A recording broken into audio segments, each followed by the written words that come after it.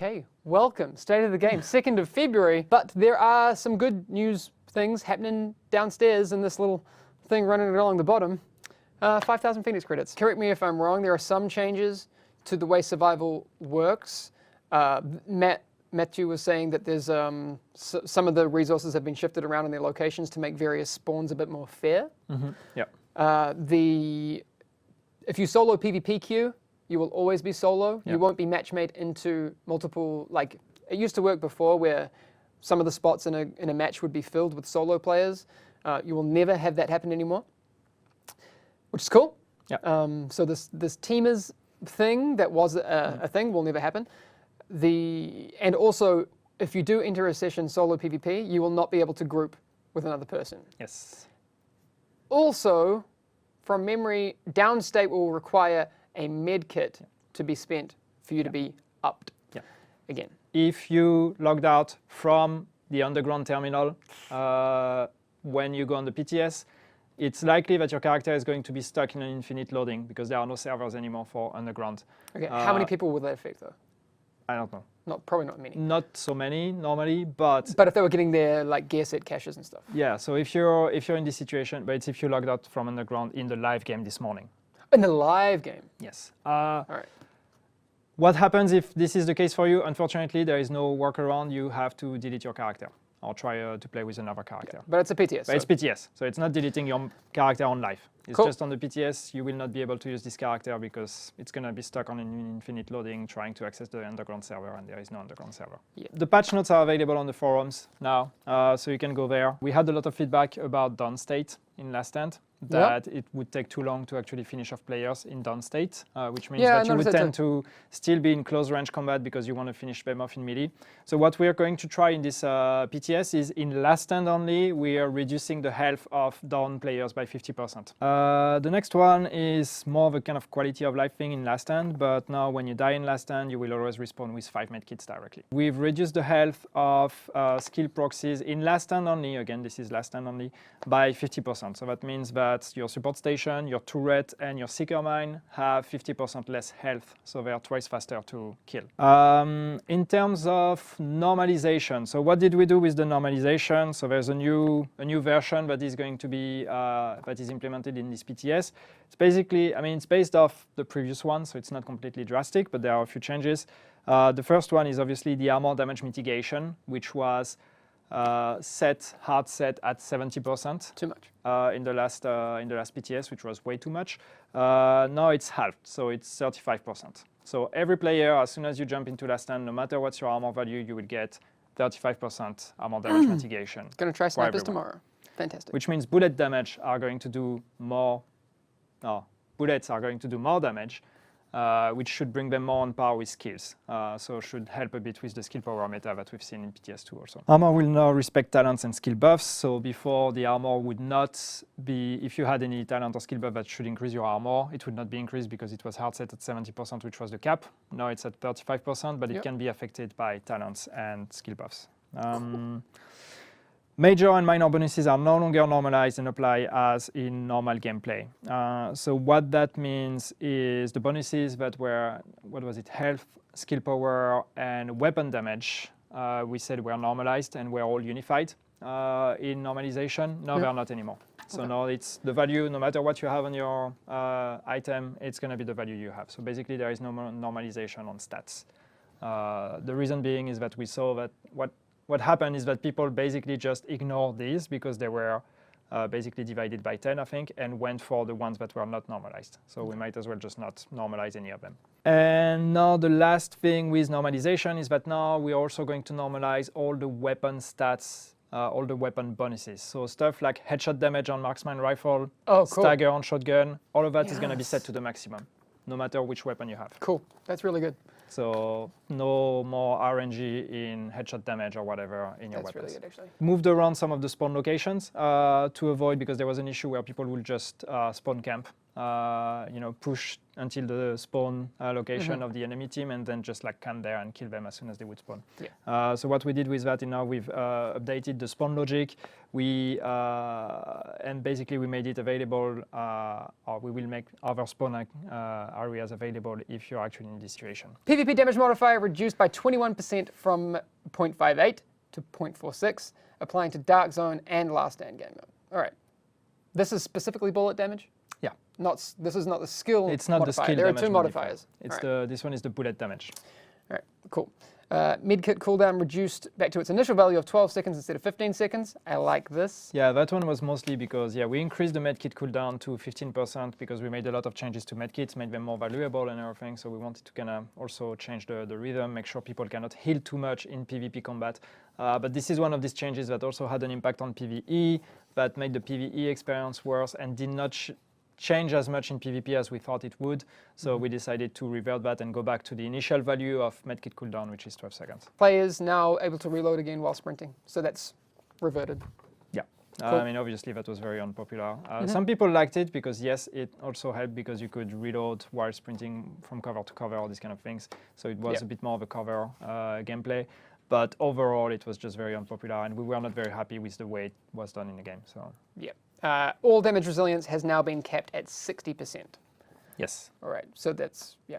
So that's Should we explain that? Because there's...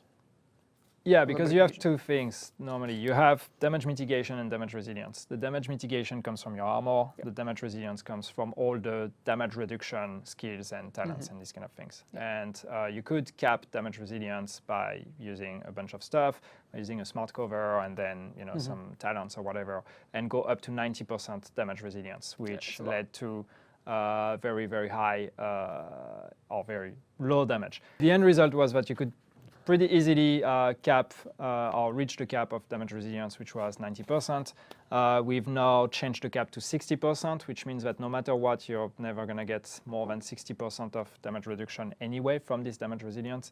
And that's not the only change. That's the one that's listed here, but we also tweaked some of the damage resilience bonuses, like from smart cover and everything. We lowered them. So basically, you're going to have to work to really reach this cap. Provident. The last bullet of magazine deals 10% more damage instead of 60. Yeah.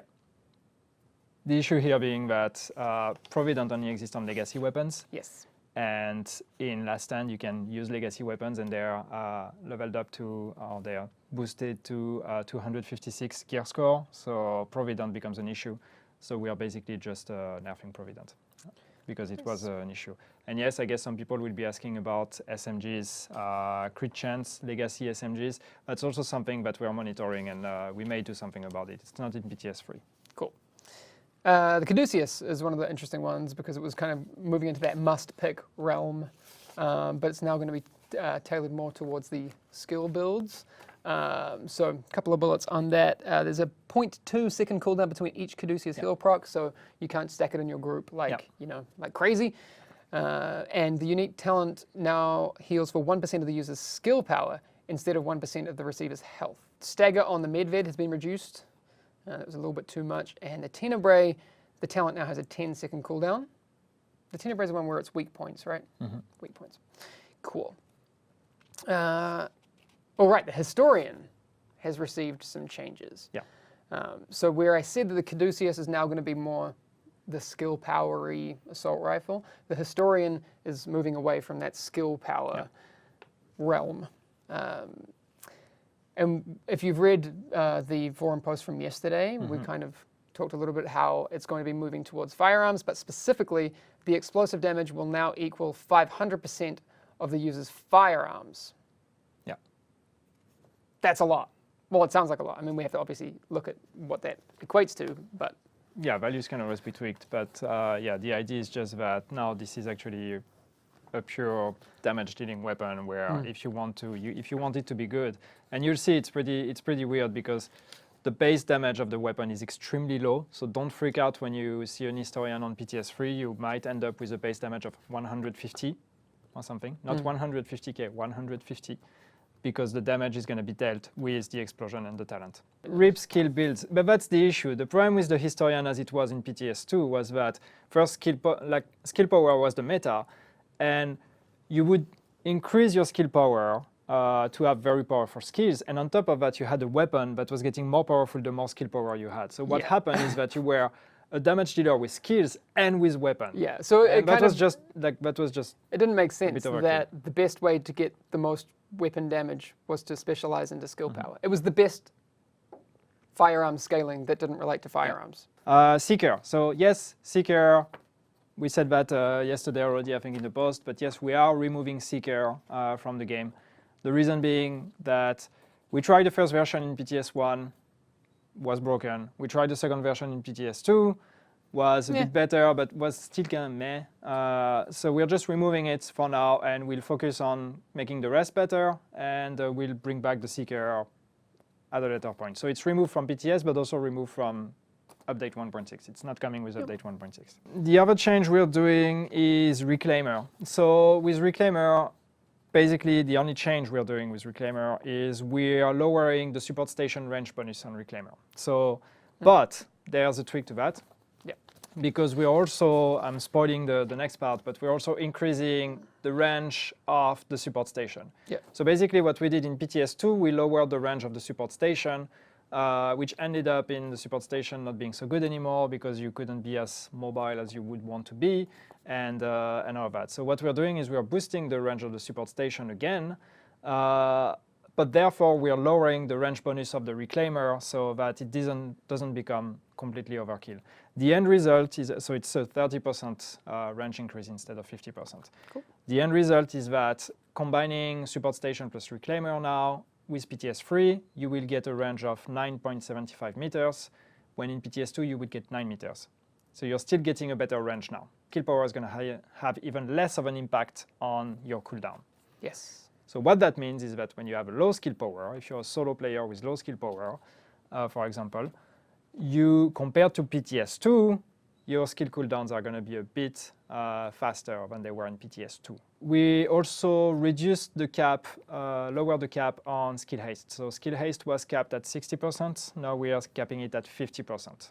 The reason being that we don't want skill haste to become too OP either and end up with everybody having 5-second cooldown on their skills. Sure. Pulse. So Pulse, what we're doing is basically Pulse was a bit too strong, especially with high skill power. And when you're in a group, you know, your Pulse and the bonus actually affects all your group. And so when everybody ends up with, you know, crazy crit chance and crit damage, it becomes kind of OP. So we've reduced the impact of skill power on the crit chance and crit damage of the Pulse. And we are also, on Tactical Scanner, we are increasing the crit chance by 20%, and we are reducing the crit damage by 11%. First aid, we're buffing first aid, basically, because it's underperforming, and especially for players that are not in a group or that are playing solo or whatever, that are running first aid and don't have high skill power. So we're increasing the heal by 15% on all mods. So boom, 15% more heal for everyone. Great.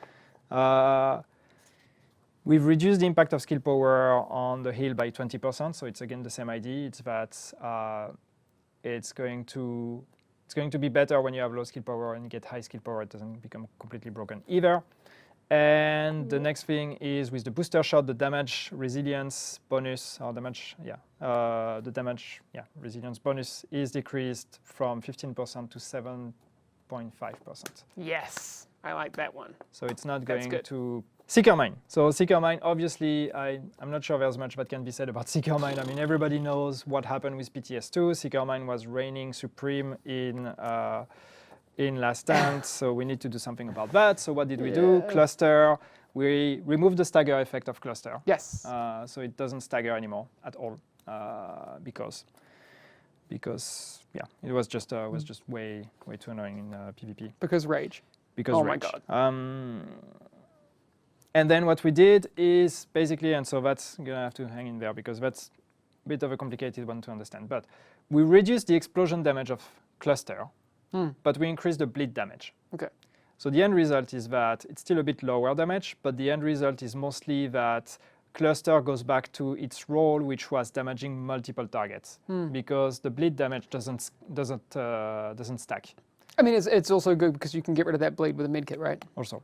But yeah, the bleed damage doesn't stack, so that means that if all your cluster are going on one target, you're going to deal less damage basically, because all these bleeds are going to be wasted. And the cooldown is increased on all mods, not just cluster, by 17%.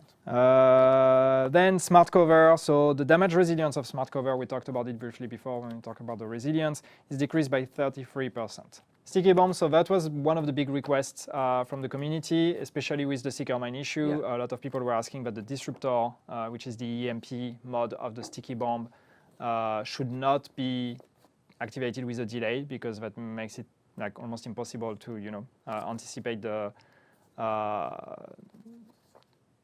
path of the other skills. Yeah. So we made it, basically, disruptor is going to be instant. And then last one, the turrets. So we had to rebalance the turret a bit, because it was also pretty strong, and especially really tanky. Yeah, and not only in PvP, but also in PvE. You could end up with just like placing a turret and then letting it do all the killing for you, and not having to be moving at all or whatever.